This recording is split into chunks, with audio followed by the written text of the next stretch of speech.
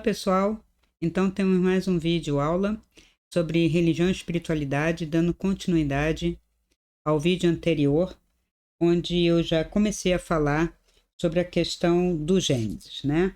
O primeiro e o segundo Gênesis, na verdade, dois Gênesis, né? Que não chega a se contradizer, mas tem um critério, como a gente viu, um pouco estranho.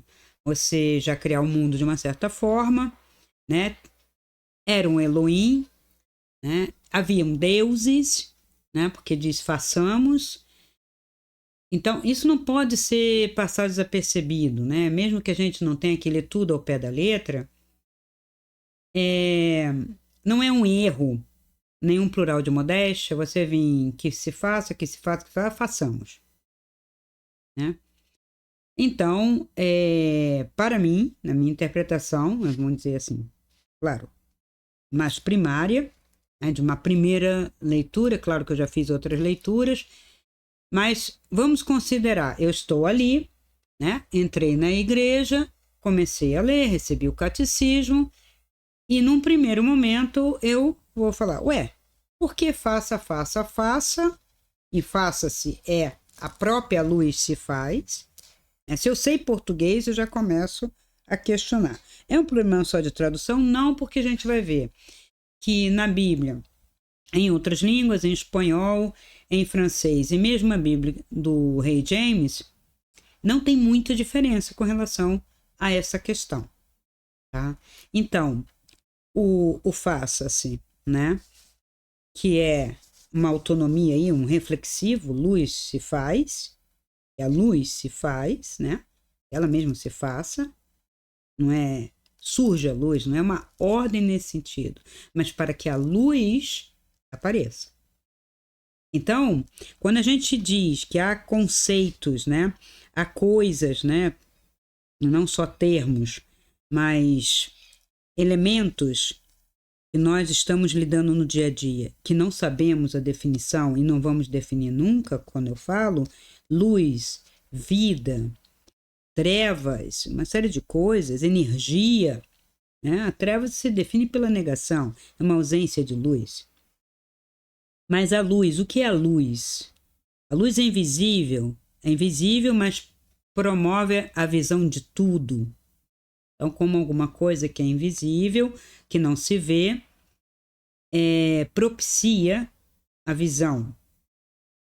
Então, essas coisas é que hoje, em pleno século XXI, ou já desde o século XX, já se deveria ter se debruçado para se refletir e pensar e não ficar repetindo a mesma coisa. E por que não foi feito isso? Por uma questão de proibição, de censura, de preconceito. Até hoje eu ainda recebo preconceito pelas redes sociais, pelo YouTube, pelo meu Instagram, de que eu deveria calar a boca, de que eu deveria parar de falar mal do Gênesis ou da Bíblia ou de Deus, sabe? É preconceito. Os preconceitos não são só de gênero e de raça. Há preconceito de interpretação. Há preconceito contra a liberdade de expressão.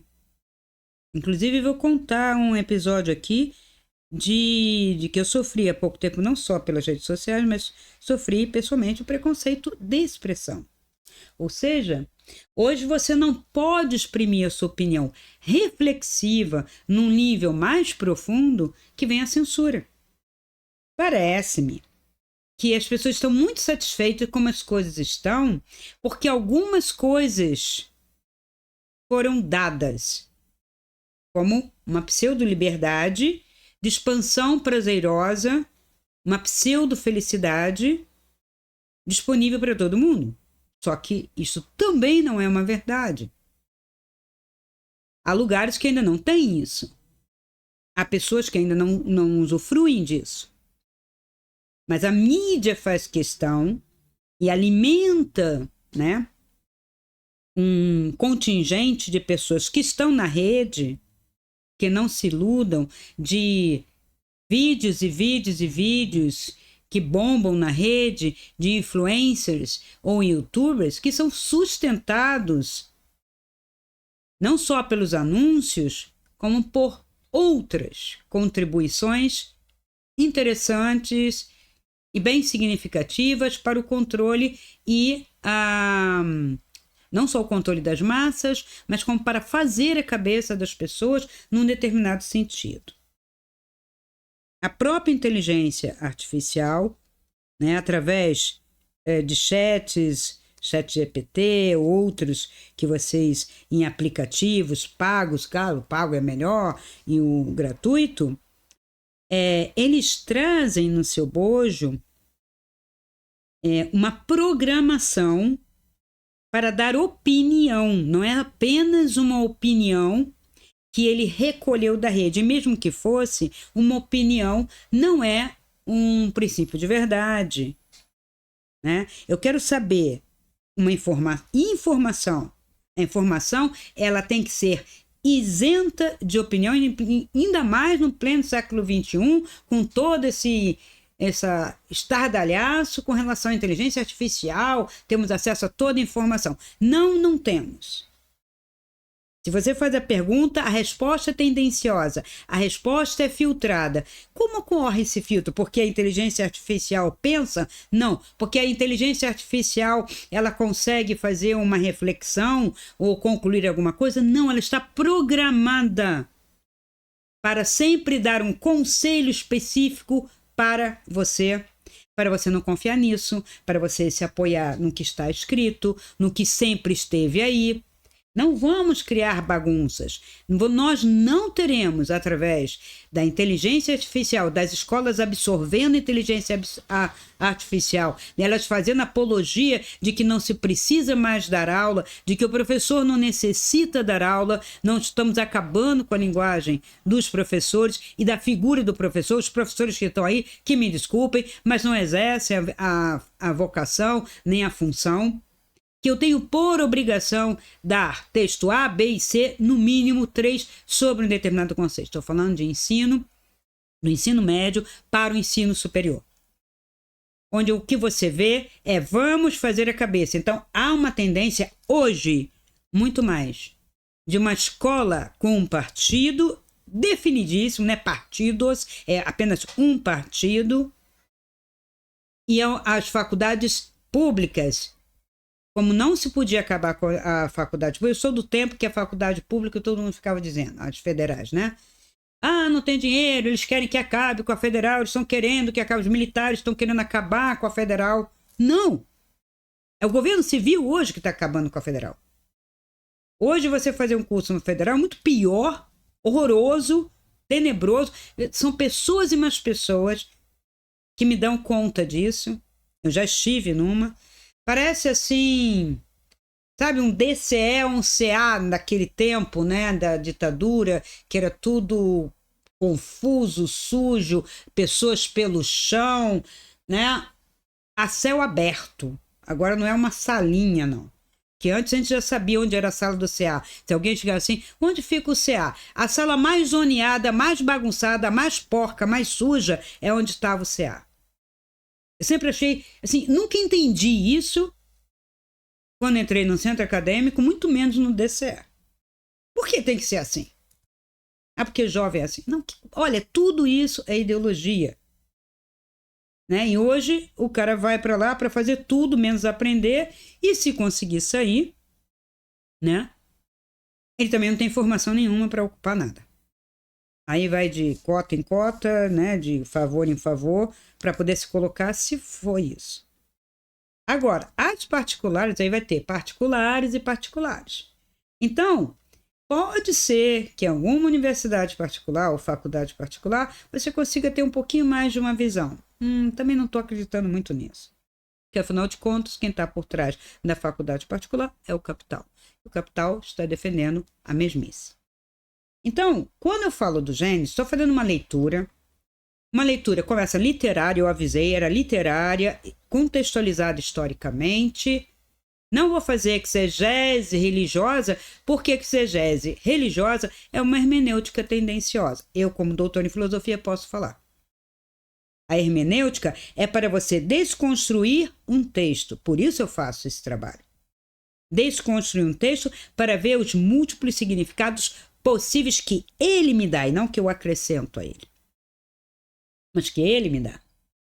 Isto é um conhecimento com ética.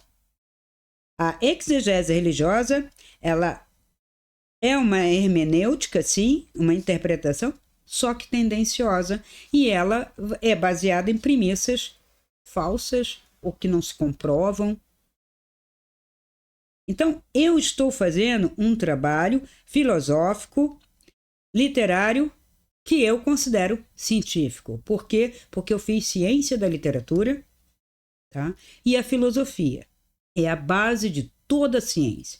Então, vamos parar de bobagens para dizer que a área humana, a área de literatura, de direito, de filosofia, não tem critério científico.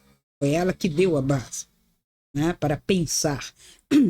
Nós temos fenomenologia e a ciência se baseou muito nisso, né? Se ela hoje é matemática, ainda assim essa lógica saiu da filosofia. É uma disciplina da filosofia. Então, a mãe é a filosofia. Então, a gente não pode esquecer nesse sentido e dizer que não é científico porque eu estou fazendo filosofia. Mas toda vez que eu vou ver, às vezes, ou um documentário científico sobre a origem do universo ou sobre outras questões, origem do homem, até a NASA coloca, são perguntas filosóficas. Só que na hora que você vai cobrar, ele diz, não, isso aqui é ciência, não é filosofia. Mas o que moveu o cientista, ou o conjunto de cientistas, ou aquele projeto, foram perguntas filosóficas. Eu estava escutando um documentário sobre o James Webb, né, falando, a NASA, isso, eles têm que justificar, né, eles têm que justificar o projeto, porque aquilo são bilhões de dólares, e começa com 5 bilhões, e vai parar em 18, 20, não sei quantos bilhões, e os eleitores nem sabem, no caso, americanos, né? E o Senado está sempre lá em cima querendo as justificativas. As justificativas que os cientistas dão são filosóficas e algumas religiosas e espirituais. O que isso tem de ciência? Eu diria que, a princípio, como eles defendem ciência, nada.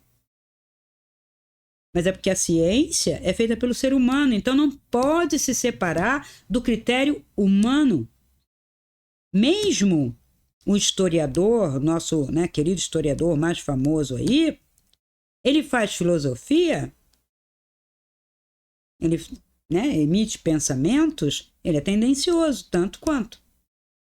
Né? Ele teria que juntar com um, com outro, com outro, com outro, para a gente ver realmente a verdade histórica também. Você tem que ver o lado do vencedor, o lado do vencido, o contexto social, né? A Nova História fala disso.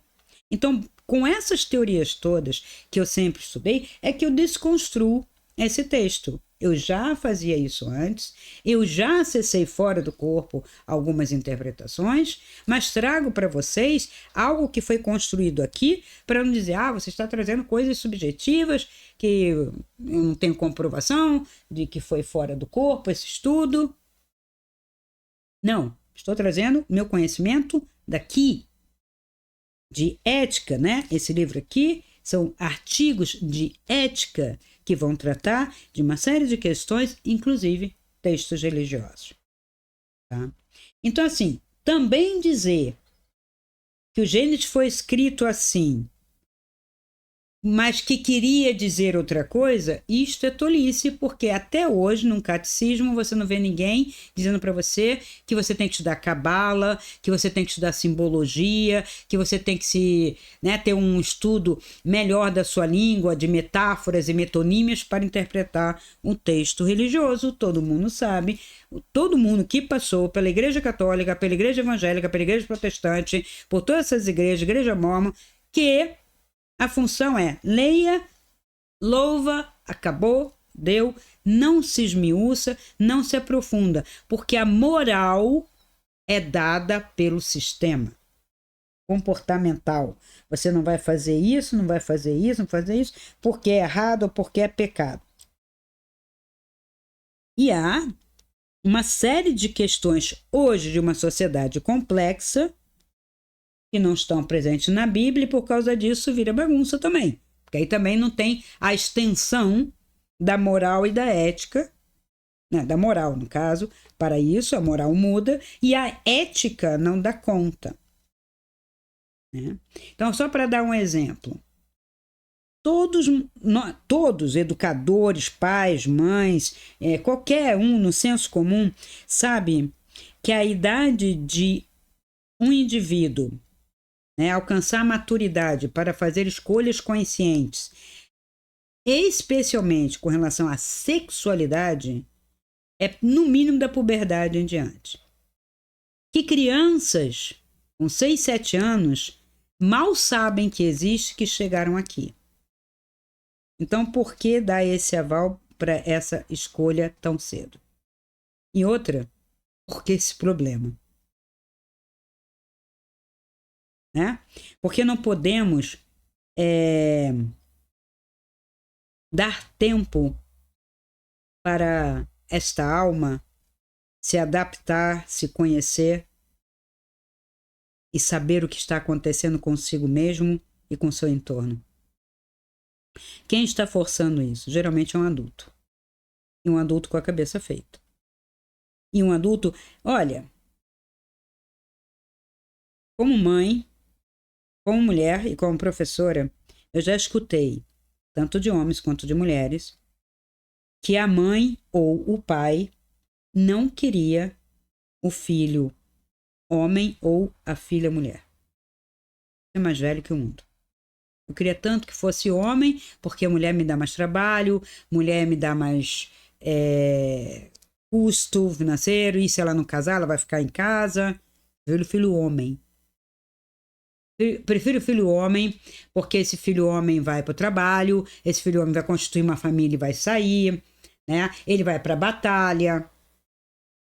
E eu já vi, aconteceu, né? Quando eu estava dando aula, de eu conhecer um rapaz que tinha um certo problema, embora ele ainda estivesse se afirmando como homem. Aliás, foi um professor que eu tive e um rapaz que eu conheci, que tocava violino comigo.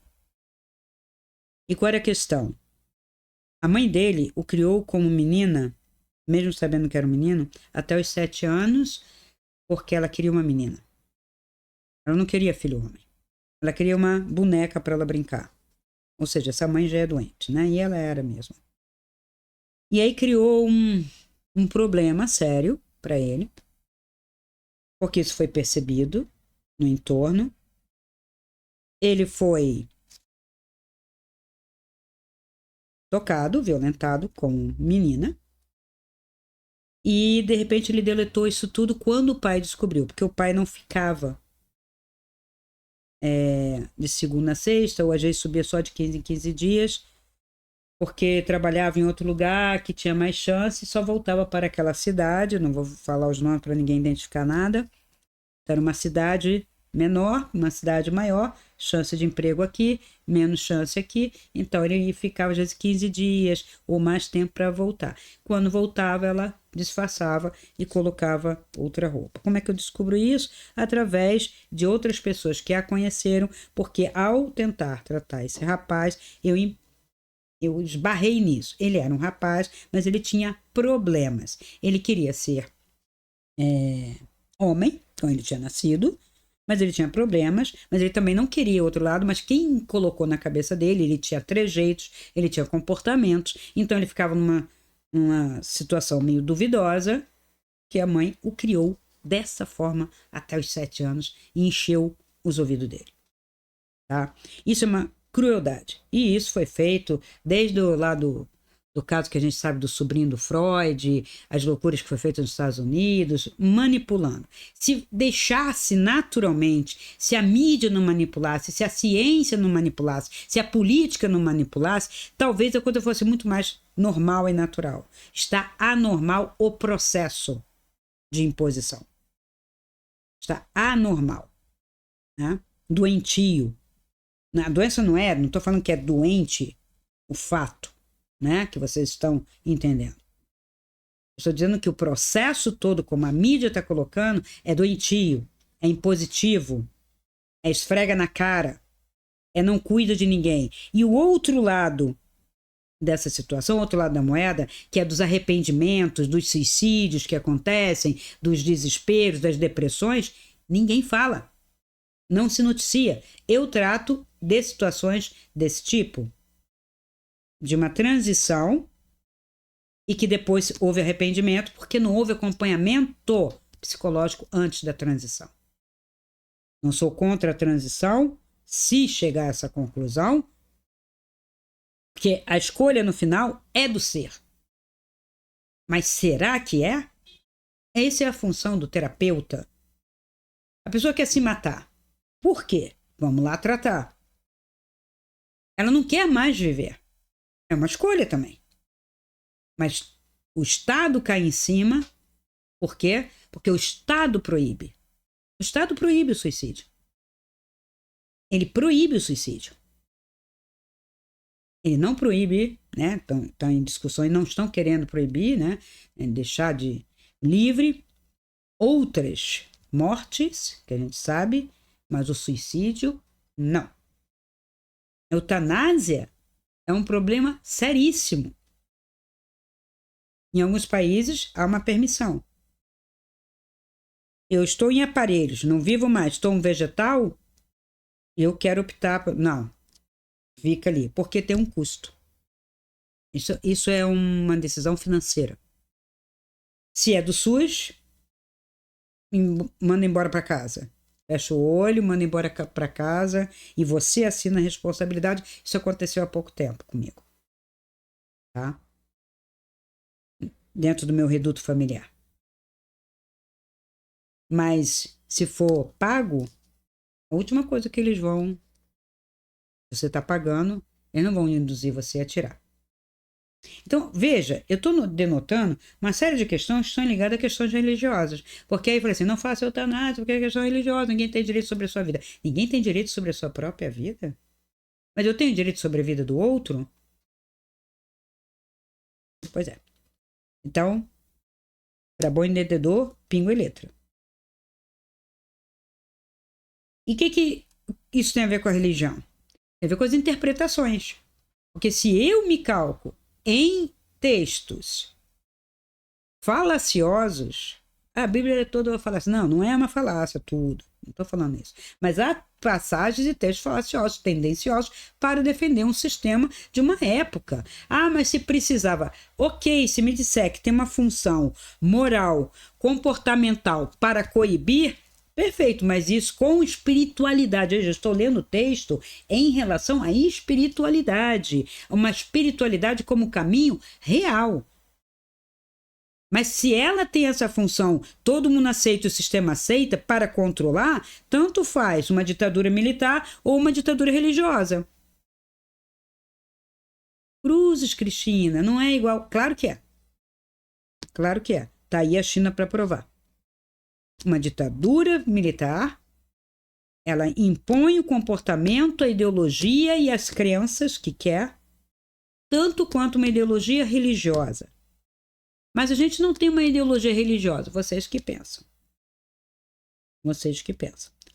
A religião está dentro do governo. E hoje, bem mais declaradamente, você tem pastores, tudo se entrando lá. Né? Na Câmara, no Senado, quando possível, esse tipo de coisa. Então não tem como o cara ficar isento. Como quem faz também ciência, não pode ficar isento. Se ele é religioso e vai fazer ciência, ele nunca vai fazer uma pesquisa isenta. Religioso, não espiritualizado. Uma pessoa espiritualizada, ela busca a verdade. O caminho da espiritualidade, eu disse, é um caminho de verdade, uma verdade de si para si, de si para com o mundo. Se eu vejo que isso aqui está errado, eu vou denotar. Mas se eu vejo que está errado, mas eu tenho o sistema tal, a religião tal, né? E eu falo assim, isso aqui eu vou esconder, não vou, finge que não vi. Claro. Então, assim, essa história de dizer que o texto está escrito, mas quer dizer, também é bobagem. Porque ainda que fosse um texto antigo que quis dizer isso, não tem nenhum padre que fala isso, nem pastor, nem ninguém. Ninguém dá conta dessa outra interpretação. É isso aí, minha filha, acabou. É isso aí, Deus disse. E por aí vai. E nós temos o Gênesis 1, o Gênesis 2. No Gênesis 2, a gente vai ver ali um problema sério com relação à criação do homem, tá? Então, antes de continuar nessa questão, vamos falar dessas cosmogonias, né? Porque nós, enquanto fora, né? Depois do Renascimento, que sai a teocracia, começa o poder muito maior dos reis, que até gera depois o absolutismo, que bota a religião para escanteio. Tipo assim, você se comporte como um religioso, que quem define sou eu. Mas aí veio uma espécie de ditadura, né, da realeza, que é o absolutismo, né? Então a ditadura se impõe. E alguns aceitavam, outros não, uns mais, outros menos. Aí o rei James traduzindo a própria Bíblia, tá lá o Henrique VIII fazendo a própria igreja. Tipo assim, é para fazer uma igreja, eu faço a minha. Eu não vou querer a sua ingerência no meu país. Então houve uma reação humana e de poder político e financeiro, né?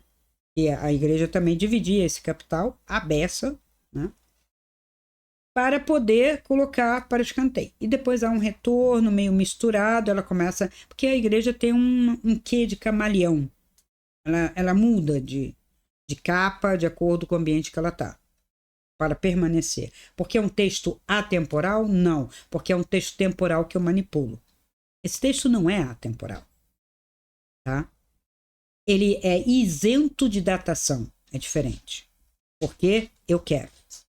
E se eu tivesse datado, né, eu poderia entrar em contradição. Se eu dato exatamente quando Moisés estava aqui, quando estava a primeira diáspora, a segunda diáspora, e outra, tem calendários diferentes. Então, hoje a antropologia sofre uma pressão de não dar datações muito antigas, que não podem contrariar determinados preceitos religiosos. Então, assim, sabe-se que os Vedas são textos muito, muito antigos. Muito mais do que 5, 6 mil anos antes de Cristo. Não, não pode. Não pode. As pirâmides, textos antigos sobre as pirâmides, falam de datações muito antigas. Ah, mas tem a datação do carbono 14. Vocês já leram sobre isso? Para ver como é feito, dependendo da substância, né, do átomo que é colocado pela datação, né, na questão do carbono, a distância é desse tamanho, às vezes mais de 2, 3 mil anos de diferença. Então, eu poderia dizer, é de 2000 ou 1000 antes de Cristo. A diferença é grande. Porque tem lugares que tem substância, lê sobre a datação real do carbono 14 e de outras datações que vocês vão ver que tem imprecisões, aproximações. Então, essa coisa de colocar oficialmente é segundo um partido, seja ele partido político ou partido religioso, para mim, c'est la même chose. Tá? Então, esse Gênesis 1 tem um homem e uma mulher iguais. Se esse outro Gênesis tivesse saído, né, esse outro do Javista, o que aconteceria? Você teria misoginia? Não. O homem e a mulher, igual. Os dois lá no paraíso, tal. Beleza. A mulher com as suas funções, o homem com as suas funções, e deu. Aí o que acontece? Aí vem um segundo Gênesis que você não entende nem por que está ali. Porque primeiro que seria uma repetição de todo o processo criativo. Parece que o cara que escreveu realmente falou assim, eu não sei qual dos dois é verdade, é melhor colocar os dois. Gente, óbvio que isso aconteceu. Ou alguém mandou, coloca os dois porque a gente não decidiu ainda. Tá, coloca os dois. E aí tá. No segundo, a mulher está abaixo do homem. ela sai de dentro do homem, o que seria uma criação masculina. Por isso que diz que é um patriarcado. Na criação, a primeira, homem e mulher foram criados pelos deuses, façamos iguais. Ele fez um masculino e um feminino igual. Ah, legal. E não deu ordem de vai fazer isso ou vai fazer aquilo, tipo assim, domina a terra, tal, né? E aí a terra é sua. A sua imagem e semelhança, né, deles, deuses, então somos criadores, né? Podemos criar também, criar a nós mesmos, continuar criando e criar mais coisa dentro dessa natureza. Já no segundo você não tem muito isso. Tá? Você fica lá usufruindo do paraíso e tem que obedecer. Veja, a diferença é muito grande. O crescei-vos e multiplicai-vos vai depois do castigo. No outro, não tem castigo e ele já estava fazendo. Então, veja, nós temos duas cosmogonias dentro de um mesmo texto que não tem padre que explica, ou eles fazem uma mistura, tem uns que fazem uma salada de interpretação, que eu já procurei vários textos interpretativos. Força, né? O nosso discurso, se eu quiser, eu forço de imprecisões e falácias e fica por isso mesmo.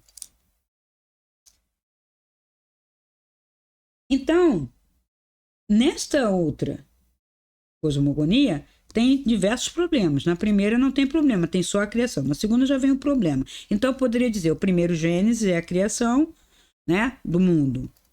Que a gente entende aqui, né, na verdade, bem rapidamente, né?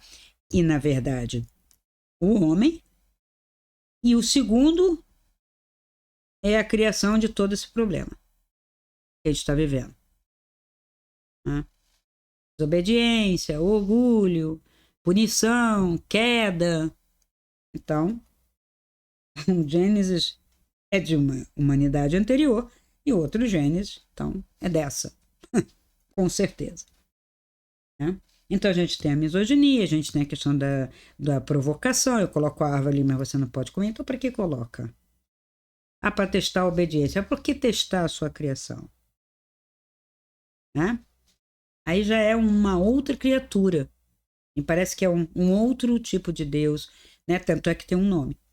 Então isso não é que seja complicado, a gente é chato. E a gente só não afirma mesmo por causa do preconceito.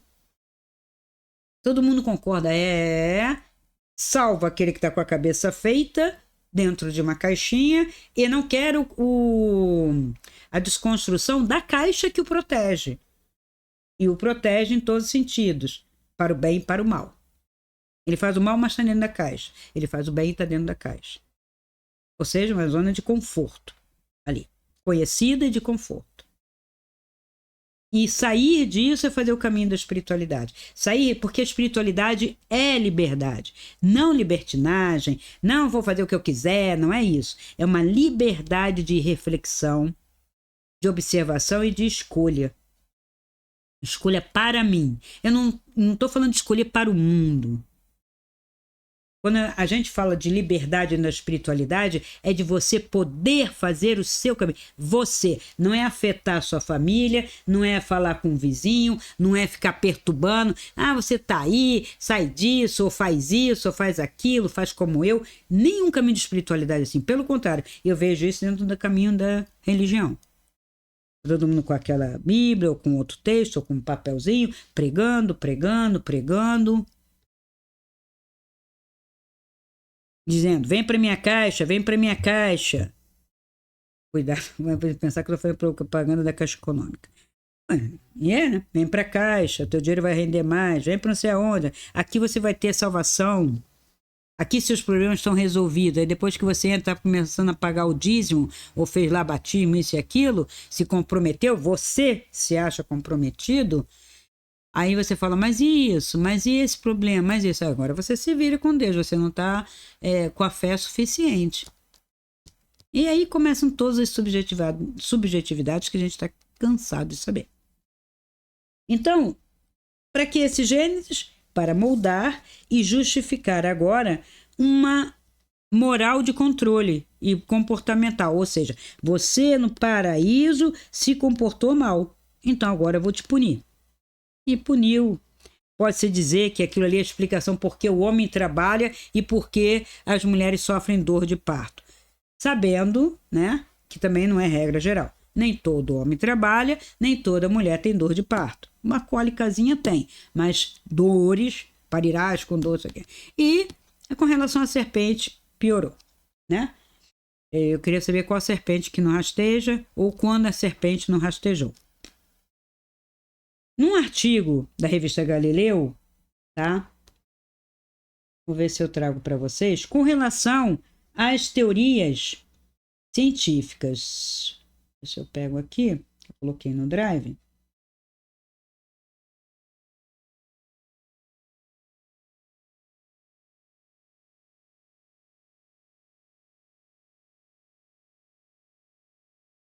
Porque quando eu falei que existem teorias e que o Big Bang foi escolhido por uma questão religiosa, que ele mais se assemelha com o Gênesis, ou pelo menos com a primeira parte do Gênesis, né? Faça-se a luz, não sei o quê, ele não contraria muito, porque ele daria início a um criacionismo. Veja, uma teoria. Todo mundo se debateu com relação ao criacionismo no século XIX para provar uma evolução. Mas o evolucionismo, ele só pode ser posterior de alguma coisa criada. E como apareceu? Mesmo que fosse daquela sopa lá, né? A água apareceu. Então, veja, o evolucionismo, quando Darwin coloca a origem das espécies, ele está falando das espécies e não do mundo. Então não tem como você acabar com o criacionismo, né? E algumas pessoas acharam que a teoria do Big Bang acabava com o criacionismo. Também não. Acaba com o sujeito do criacionismo, não com o criacionismo em si. Mas não é a única teoria. Foi aceita por causa disso. Então, olha só. A teoria do Big Bang você já conhece. Há 15 bilhões de anos, o universo todo estaria agrupado. Universo todo, não é a galáxia. Eu poderia até aceitar como a galáxia, mas não. É o universo todo. E o universo todo... Veja, essa frase, universo todo, se o todo for infinito, não tem como caber num ponto. O infinito cabendo num ponto, então não é infinito. Tem um limite. Eu só coloco dentro de uma caixa uma quantidade limitada seja até de energia. Não vai ultrapassar. Só vai ultrapassar porque a caixa, nós sabemos, que não é fechada. Então o universo todo estaria agrupado em um espaço ridiculamente pequeno, está escrito aqui, não sou eu que estou colocando, ridiculamente pequeno, e então explodiu. Claro, ficou muito apertado, explodiu, dando origem às galáxias, às estrelas e aos planetas como o nosso. Tá? Essa seria a teoria do Big Bang. Então ele está dando uma cosmogonia, certo? Cosmogênese, vamos dizer assim, o mundo. Nada a ver, pessoas.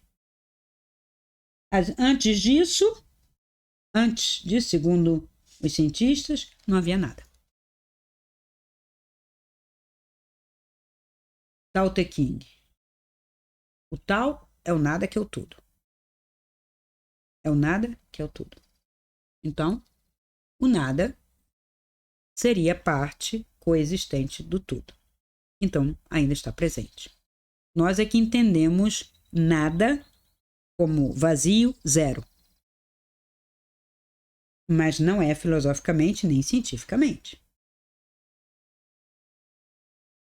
Outra tese que rivalizou entre as décadas de 30 e 60 com o Big Bang tratava da ideia de que o universo era eterno e estático. Eterno, estático. O problema dessa teoria é que o universo não é estático. E o movimento se percebeu claramente.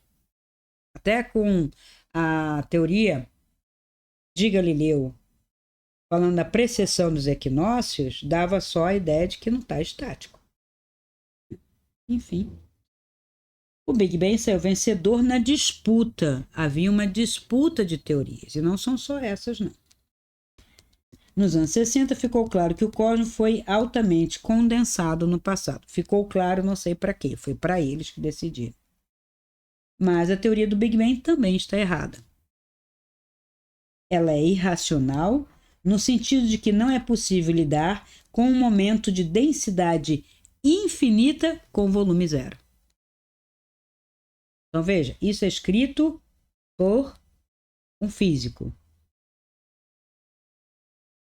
A ciência não tem como provar que o universo começou como explosão, simplesmente porque não é possível medir quantidades físicas de valor infinito.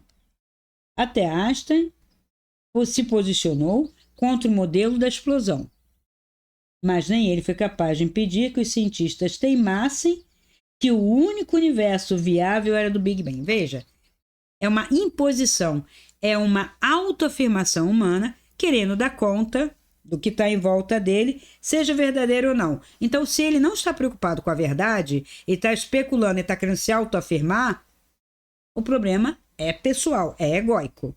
Por isso que eu digo, ciência é feita por egos, política é feita por egos. Então, não é para chegar, aceitar, é verdade, é o melhor. Você está dando esse poder. Você, indivíduo, confere poder aos políticos, à ciência, à mídia, para você não sair da sua zona de conforto. Conhecida. Só que você não conhece nada. Você não sabe dos planos e não aprova. Você faz de conta. Isso é um problema egóico bem sério. Que tem a ver com o caminho da espiritualidade. Por quê? Muitas pessoas acham que podem fazer o caminho da espiritualidade com o ego. O ego faz qualquer negócio para aparecer, para não morrer. Então, ele diz assim, agora estou fazendo o caminho da espiritualidade, não estou seguindo mais nenhuma caixinha, a Cristina fala, o outro fala, o Sadhguru fala, não sei quem, estou seguindo o caminho da espiritualidade. Eu me comporto, então, a partir de alguns estereótipos que eu considero espiritualidade. Eu estou fazendo o caminho da espiritualidade? Não. Por isso que você vai ver falsos profetas, falsos gurus, pessoas com estereótipo de espiritualidade. Em todos os lugares. Não é só na igreja caixinha. Fora da igreja caixinha são outras caixinhas e é o ego que se coloca. Agora eu sou espiritualizado. Então eu vou raspar a cabeça, vou botar umas insígnias, uma roupa tal, uma guia assim, um paninho indiano ou um outro paninho. O amarelo, o laranja. São cores de sabedoria, então eu vou colocar, porque isso é muito fácil. E aí eu vou falar um pouco mais manso, não vou criticar nada, vou fazer meia dúzia de mantras, ficar quietinho e você já me segue e eu já fiquei satisfeito, a minha vaidade foi satisfeita e eu não estou indo a lugar nenhum. Mas é um problema do indivíduo, ele pode fazer isso, pode, não tem nenhum problema, porque ele um dia vai encarar a sua própria verdade, seja aqui, seja fora daqui. Era melhor que fosse aqui, né? Adiantava. E não é só adiantar, tá, gente? É uma questão de que aqui você sente muito menos as dores da alma do que fora do corpo, tá? E isso por experiência própria, que eu posso falar nas minhas experiências na projeção astral. Eu posso contar hoje para vocês, num próximo vídeo. Muito bem. Defendo, ele, como fiz, a teoria de que existiu uma fase anterior do universo, caracterizada pelo colapso, até perto do momento de uma condensação máxima, quando teria tido um volume extremamente pequeno. Depois começou uma fase de expansão, que é a que vivemos, e essa teoria é chamada de o eterno dinâmico. E ele considera que é muito mais racional. Bem, ele está dizendo, eu cientista, tal, considero isso, né, do universo dinâmico. E, em tese, permite imaginar que o universo tem atravessado vários momentos de retração e expansão e assim por diante, e por isso seria eterno, dinâmico e eterno. Interessante, mas guardemos do lado, se é que nos serve, se é que vai nos ajudar em alguma coisa. Porque também nós temos que ver se nós estamos querendo saber com muito afinco, se determina o nosso estado aqui. Eu saber que o universo é retração e expansão num eterno movimento dinâmico, isto me auxilia? Acredito que sim, mais do que o outro, porque o outro é assim, você vai virar tudo, vai expandir, daqui a pouco vai virar um nada. É um pouco aflitivo, certo? Mas tudo bem. Outro, o modelo de criação do universo eterno está ligado aos que os físicos chamam de vazio quântico. Vazio de matéria, mas não de energia. Então, há algo que existe antes de qualquer matéria. Por isso a afirmação hoje, que já está no senso comum, embora muitos não aceitem, mas está, a energia vem antes da matéria. Eu sou energia que condenso em matéria. A matéria é energia condensada, ou colapsada, ou manifestada. E os fenômenos fora do corpo, os estudos, até filosóficos, dão conta disso, inclusive, pela uma das visões da física. Veja, todo mundo pensa que a ciência e a física é uma coisa só. Também não é. Também não é. Por isso mesmo que não existia matéria.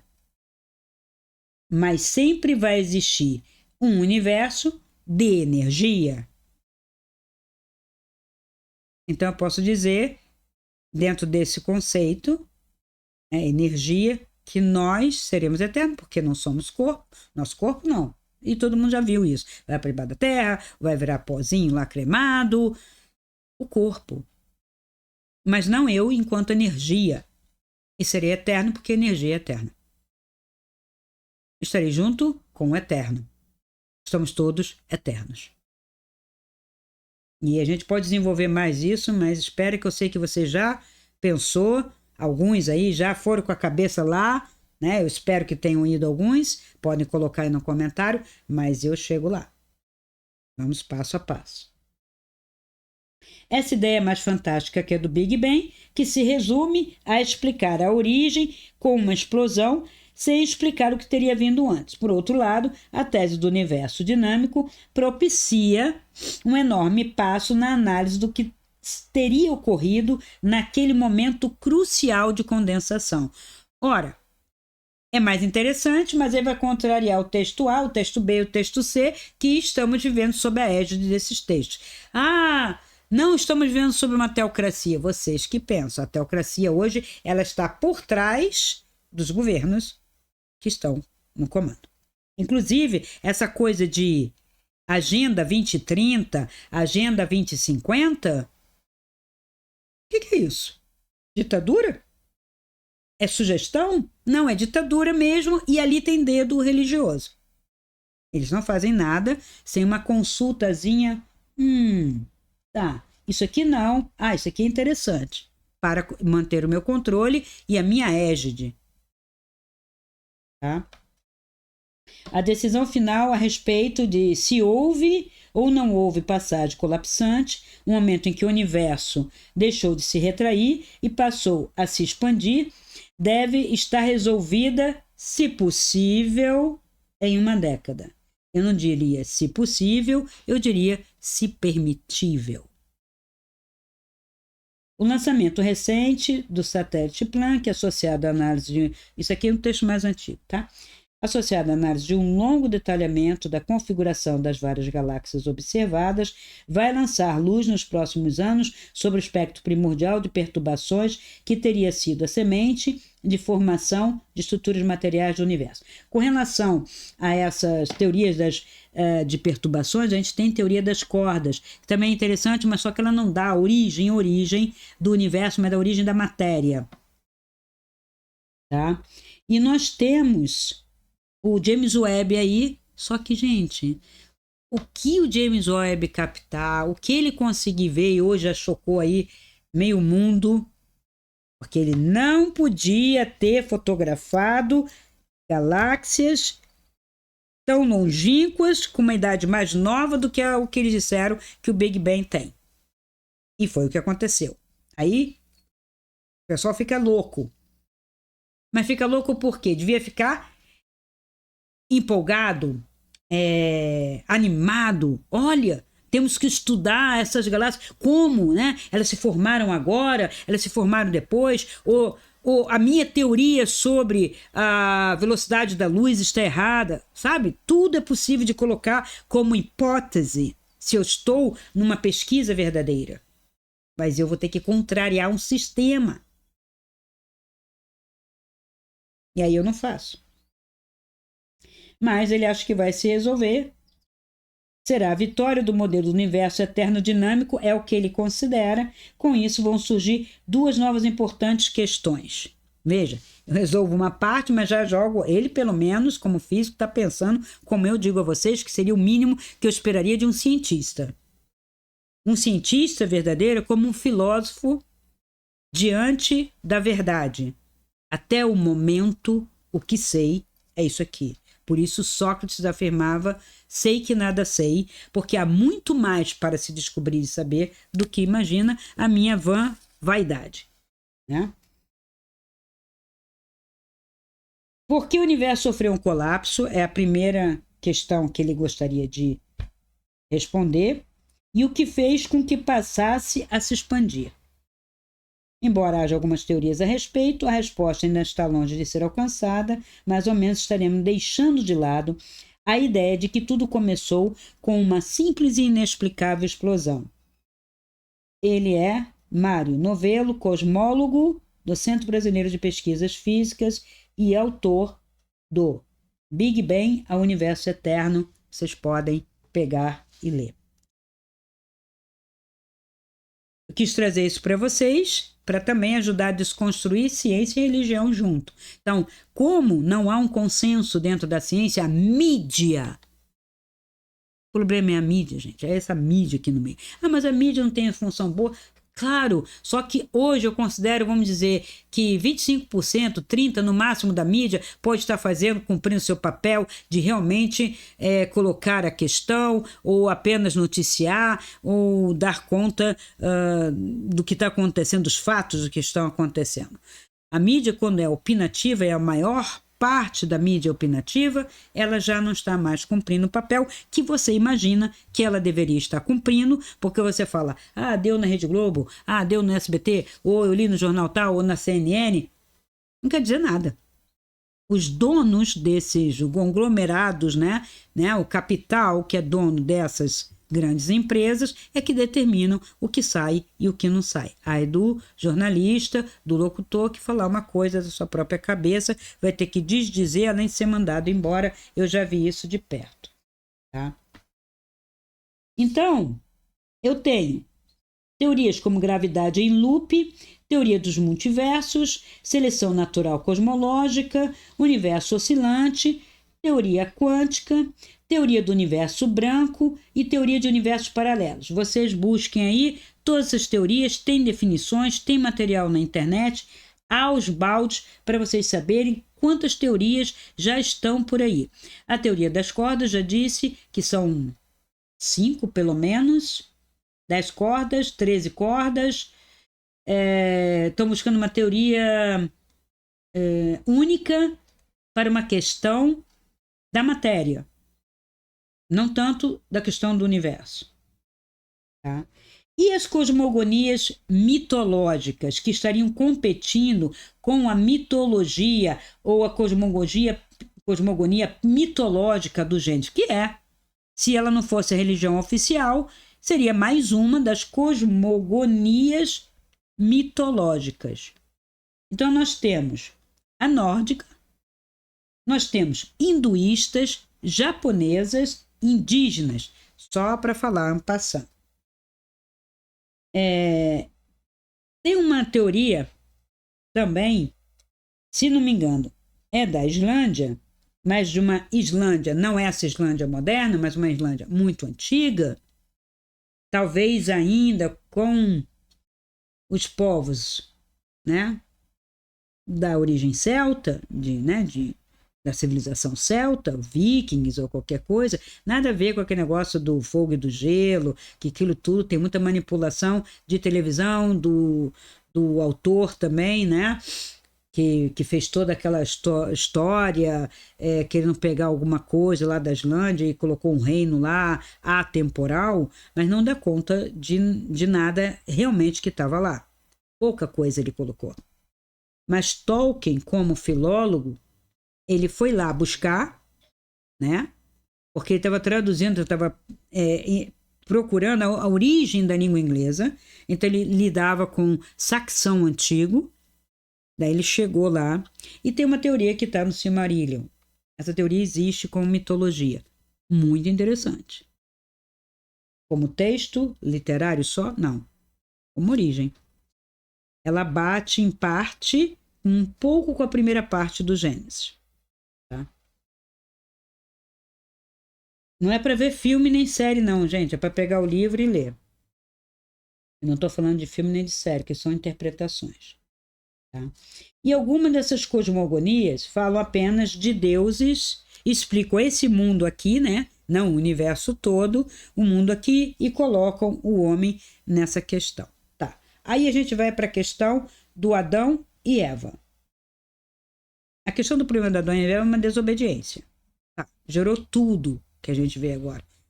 Castigo, a queda, né? A gente tem o dilúvio, a gente tem a inclinação do eixo, a gente tem um corpo físico denso, porque a gente sabe que o corpo criado no primeiro Gênesis não é igual ao corpo do segundo, embora o do segundo, num primeiro momento, era igual, mas ele perde isso, e aí a gente tem que ver outros textos que tem o Gênesis na tradição aí dos manuscritos do Mar Morto, que é a biblioteca de Nag Hammadi, e havia duas árvores. Esse texto tá bem mal escrito. Eu acho o segundo Gênesis meio mal escrito, assim, meio pulando, né? Porque tinha uma árvore, porque tinha outra, bota as duas juntas, como as duas tivessem a mesma significação, e não é bem assim, né? Você tem uma árvore, que ele chama árvore do conhecimento do bem e do mal. Não come isso aí. Por que não come isso aí? Porque você vai ter dentro de si o bem e o mal. Que criação é essa? Esse homem, ele é divino. Ele já faz só o bem. A luz, apenas a luz. Quando ele come do fruto, né, ele conhece o outro lado, o mal. E pelo que ele conhece, né, que seria eu olho para o abismo e caio. O texto de Pete Sofia vai dar conta disso. Eu olho para o abismo e caio. Ou seja, eu conheci um lugar que eu não conhecia. Eu vivia na luz e conheço o lugar que é o abismo, que é a sombra. Eu vivia num jardim e conheço uma outra realidade que não é a minha. Buda, eu saio do palácio e conheço a velhice, a doença e a pobreza. Veja, tem um arquétipo aí. Eu estou no estado de paraíso, onde tenho tudo, onde tudo é belo, é bonito, é perfeito. Quando eu saio dali, eu quero sair. Eu escolho o que tem lá fora, o que tem além. Aí eu fiz a escolha e acabei me defrontando. No Oriente, o Buda, né, que é o Siddhartha, ele se confronta, ele quer sair, faz a escolha e ele encontra aquilo que ele não via dentro. Aí ele faz o processo, retorna. Em Pete Sofia, é um texto muito interessante que talvez eu traga para vocês na playlist de literatura para espiritualidade. Tem isso, a alma cai, que é Sofia, ela cai, ela é verdade, ela é sabedoria, mas ela cai por conhecer e se debruçar sobre um abismo. Ali ela é dominada e depois ela faz o processo para o retorno, né? Então, nascemos prontos? Nascemos, só que nós escolhemos cair e depois tem que fazer a ascensão. Tem, se você quiser, sem nenhuma obrigação aqui, tá? Você faz, porque você sofre ali. Aí muitas pessoas falam assim, então a encarnação é um processo de dor. Não, não é isso. Você pode estar aqui várias vezes, fazer um processo e estar aqui bem, que você conheceu, você escolheu. O outro voltar, retornar. E esse retornar não quer dizer nunca mais vir. tá? É sair do que foi colocado aqui como uma caixa de controle, de domínio, e que está, inclusive, junto com o mal. Você vislumbra momentos de bem, momentos de luz, porque, como está no texto de Nag Hammadi, há momentos de luz, não é uma trevas absoluta. A luz foi dada, o fogo foi trazido para o homem. Tá? É também outro mistério que a gente vai trabalhar com relação aos elementos, alquimia, etc. Então, o problema de Adão e Eva foi essa desobediência e a consciência. Quando eu como o fruto, né, o ato de comer, ele não entra, né, eu digiro ele e ele passa a fazer parte de mim, passa a fazer parte do meu DNA. Tudo que eu como está lá no DNA. Isso aí é científico. Então, a partir daquele momento, meu DNA passa a vibrar com aquele fruto, que era a consciência da dualidade e não do um. Então, foi para o dois. Então, essa é a questão, né,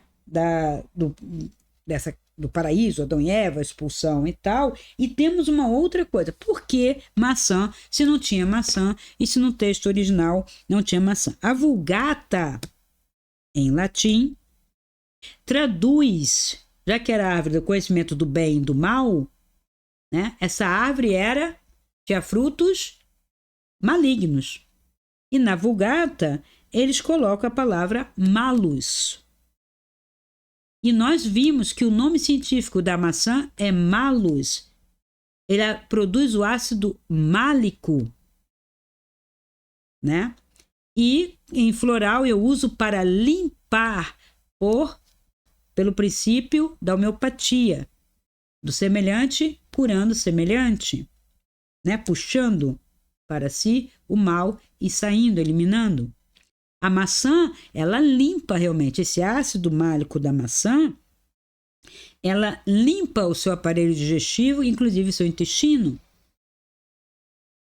Então, a maçã, que tem esse nome de malus, por causa do ácido málico, mas não era por causa disso, depois é que ficou ácido málico. Por que ficou ácido málico? Porque é um termo em latim, e toda a botânica, os nomes são em latim, para poder ser comum a quase todos os países que dão conta de uma língua morta, né? A ciência é feita toda botânica, e não só botânica, mas os estudos, né?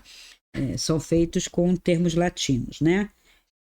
Para ter um consenso, né? Então, é por isso que aparece essa maçã. Aí, como tradução da Vulgata em latim passou a ter o malus, o fruto era o malus da árvore do Bênese, do malus, né? O fruto é o malus, porque fez mal, causou a queda. A iconografia medieval passou a colocar, então, a maçã. Malus. Malus é maçã. Que fruto é esse? Porque não tem um fruto. Apenas, em hebraico, lá atrás, é o fruto dessa árvore. E foi através da tradução latina, através de Roma, né, da filosofia romana, que esse fruto adquire o nome de malus, e depois, no senso comum, iconografia, artistas, padres, gostaram da ideia e deixaram a maçã. Mas é interessante que, se você cortar a maçã, ela tem um pentagrama, e esse pentagrama dá conta do homem, ou seja, ela limparia o homem da cabeça aos pés. Uns associam a magia, mas isso é outra história. Aí vamos tratar de símbolos, tá? É outra história. Mas só para vocês saberem por que está a maçã associada, e não tem maçã, mas tem um fruto. Comeu do fruto proibido e depois virou a maçã. Tá? Então seria uma desobediência, porque a partir do momento que a Eva e Adão passaram a ter consciência dessa dualidade, tanto é que eles se escondem, eles se acham nus, ou seja, eles estão expostos. Não é nu porque está nu apenas, mas daí que vem o tabu da nudez, também outra questão que foi colocada. Aí as outros homens, outras mulheres, outras nações, outras civilizações que são nus ou quase nus, né, principalmente os que vivem em regiões tropicais e tudo, né, aí estão sem consciência do mal, ou eles estão afirmando o mal por causa da nudez, porque estar nu É estar exposto. Você agora já me conhece também, eu te conheço e eu sei o meu bem e o meu mal dentro de mim. E eu quero me esconder porque não sou mais aquele ser perfeito de só uma versão, só o bem, e agora eu conheço o mal e me impregnei desse outro lado, dessa dualidade que é o mal, tá? Então essa é a questão do Adão e Eva. E sim, o que a gente vai fazer? Superar, purificar. O que a gente faz com a astrologia? Olha, vê os meus defeitos, vejo as minhas qualidades, cultivo as virtudes ou qualidades, pego os defeitos e converto. Porque ninguém quer o mal, porque o mal não é apenas eu dizer que é um preconceito o mal. Ele faz o mal a você e ele te faz sofrer.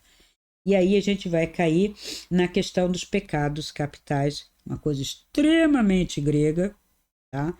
Que já era cultivado através da ética, né? Uma ética filosófica que vem desde Heráclito, Sócrates, Pitágoras, a escola estoica e até mesmo a escola epicurista, que tem uma relação também com o budismo, que é a moderação. Por quê? Os pecados capitais, né, que é esse mal, é tudo aquilo que sua mente engendra e escolhe sem pensar em consequências, de uma maneira inconsequente, imediatista, buscando um prazer imediato, não mais uma felicidade. Aquele bem-estar paradisíaco, né, que era perene, ele passa a ser buscado de uma maneira rápida e imediata, porque eu não consigo manter, aí eu vou mais, aí você tem a gula, você tem a luxúria, você tem a preguiça, e outros, todos eles são daqui. Capital, caput, cabeça, isso tudo é latino. Então, são os pecados que se originam na mente, não no cérebro, tá, gente? Na mente. Então, eu penso, eu escolho. Eu posso comer um pedaço de pizza, mas eu escolho dois. E aquela sensação, eu quero repetir. Eu já comi, não é alimento, é prazer. Bom, pizza já é comida de prazer, né? Mas, vamos dizer que não, vou me alimentar de pizza, né? Fiz uma pizza natural, com integral ou vegana, com abobrinha, mas é uma pizza, gente. Vai ter alguma coisa ali que vai me dar prazer, porque senão, para que o vegano vai fazer uma pizza? Porque alguns conteúdos que tem em cima da pizza são picantes, são excitantes, são prazerosos. E o que eu estou fazendo? Eu estou fazendo uma escolha por algo com prazer. É proibido isso? Não, não estou dizendo que é proibido. Estou dizendo que o mal vem do exagero. Moderação é de boa escolha, né? É a tal do livre-arbítrio ou aquela escolha feita pelo prazer o tempo todo, que eu escutei N vezes e continuo escutando quando estou fora do corpo, quando estou em aprendizado, quando eu pergunto, mas o que aconteceu com ele? Livre escolha. O que aconteceu com aquilo? Por que aquilo aconteceu? Livre escolha. O que está acontecendo no futuro distópico? Livre escolha de vocês. Inconsequência. Isso não é arbítrio. Tá? Então, quando eu vi aquela tela na minha casa, que me mostrou uma série de coisas, e eu perguntando, mas por quê, mas por quê, mas por quê? Eu escutei alto em bom tom, livre escolha, Cristina. Livre escolha de vocês. Eu estava junto. De vocês. Vocês estão criando esses futuros. Vocês estão criando. Avise para que se descrie isso, para que se pense outra coisa, para que se gere outra coisa. Ok. Eu só escutei. Não era um ser todo mansinho, bonitinho. Bonita, grande, alta, potente. Era uma potência aquela mulher. Se eu posso dizer mulher, mas parecia, né? Um ser. Aí a gente fala mulher porque a gente está aqui, né? Ser um ser de outro lugar, mas feminino. Brava? Não. Assertiva. Muito assertiva. Muito decidida, muito clara, muito incisiva. Um pouco como às vezes eu faço. Eu não estou brava. Eu sou incisiva e assertiva. Devo ter aprendido com ela. Por quê? Porque quando você vê que as pessoas estão inconscientes ou estão conscientemente fazendo escolhas ruins por um prazer imediato, eu tenho que falar. Olha isso aí, olha isso aí. Se teu filho vai cair no buraco porque ele não tá vendo, você vai deixar? Não, você vai dar um grito daqui e ele vai paralisar e não vai cair. Tá? Então, eu tinha várias coisas para falar, mas vou encerrar aqui, porque senão eu dou muito conteúdo para vocês. Tem gente que reclama, Cristina, muito conteúdo. Cristina, você está dando muita coisa. Então, calma, você já tem bastante coisa para pesquisar, né? E eu parto depois, explorando um pouco mais essa questão do Código de Hammurabi, os pecados e as leis, né, que colocaram. Vou explorar um pouco isso para desconstruir, mas colocar a ética para o caminho de espiritualidade prática. Óbvio, sem ética não tem espiritualidade, sem verdade não tem espiritualidade como caminho. Ok? Então vou encerrar aqui. Eu hoje não vou ler mais nada, porque eu já li bastante coisa. E até o próximo vídeo. Muito obrigado pela atenção. Se esse vídeo ressoa com você, dê o seu like, comente, faça sua pergunta e compartilhe. Assim poderemos alcançar um número maior de pessoas e ajudar o canal a crescer. Essa luz é para todos nós. Ajude-nos a iluminar essa rede.